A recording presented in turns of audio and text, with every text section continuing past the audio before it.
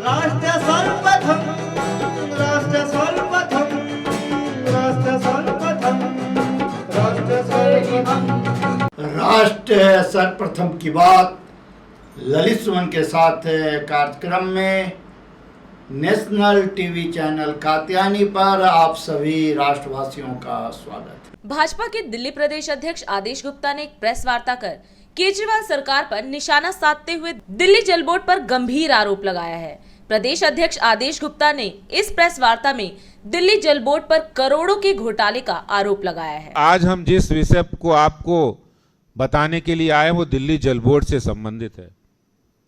दिल्ली जल बोर्ड के अंदर कंज्यूमर्स के बिल्स जो जमा होते हैं उनको जमा करने के लिए 11 जुलाई 2012 को दिल्ली जल बोर्ड ने कारपोरेशन बैंक के साथ करार किया कि जो कंज्यूमर अपने बिलों को जमा कराना चाहते हैं वो कारपोरेशन बैंक के थ्रू जमा करा सकते हैं। और ये करार 11 जुलाई 2012 को हुआ। देखने वाली बात यह कि 11 जुलाई 2012 को ही कारपोरेशन बैंक ने एक फ्रेश पे नाम की कंपनी को वो करार सबलेट किया और वो करार उनको सबलेट करके उनको दे दिया। और यहां नोट करने वाली बात यह कि कारपोरेशन बैंक फ्रेश पे को 1.25 करोड़ रुपए की बैंक गारंटी के रूप में जमा कराने के लिए बोलता है, जबकि दिल्ली जल बोर्ड के साथ करार में ऐसा कोई जिक्र नहीं है। और इससे भी आगे बढ़ के एक बात होती है उसी दिन कि ये कंपनी फ्रेश पे कंपनी के बारे में मैं आपको बताऊं, इसके शेयर होल्डर रसिया के हैं। साइप्रस जो मनी लॉन्ड्रिंग का एक बहुत बड़ा सेंटर है उस देश के हैं जहां पर टैक्स चोरी का सबसे बड़ा धंधा और बिजनेस चलता है। और इसमें एक और मैं आश्चर्यजनक बात बता रहा हूं कि सेम उसी दिन एक नई कंपनी जो चेन्नई की कंपनी है, वो फ्रेश पे कंपनी चेन्नई की कंपनी एरम ई पेमेंट को आगे सबलेट कर देता है।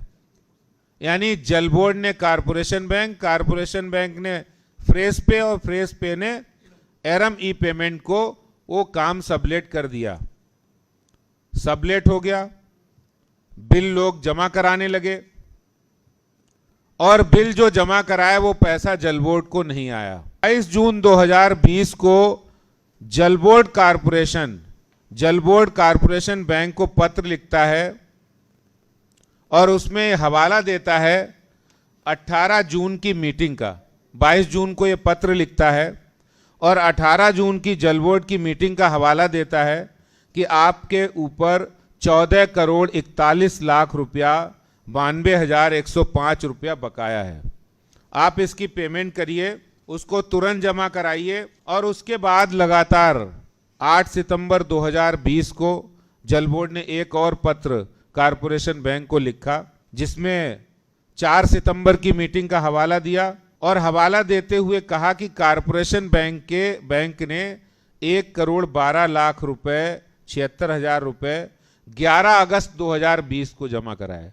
18 नवंबर 2020 को जल बोर्ड एक और पत्र कारपोरेशन बैंक जो अब यूनियन बैंक हो गया है उसको लिखता है जिसमें बताया गया कि अगस्त और सितंबर 2020 में जो पेमेंट करने की बात कही गई थी और कहा गया था कि कारपोरेशन बैंक ने 1 करोड़ 12 लाख रुपए का अमाउंट 11 अगस्त 2020 को जमा करा दिए हैं, लेकिन एक्चुअली में ये अमाउंट जल बोर्ड के अकाउंट में ट्रांसफर ही नहीं हुआ है।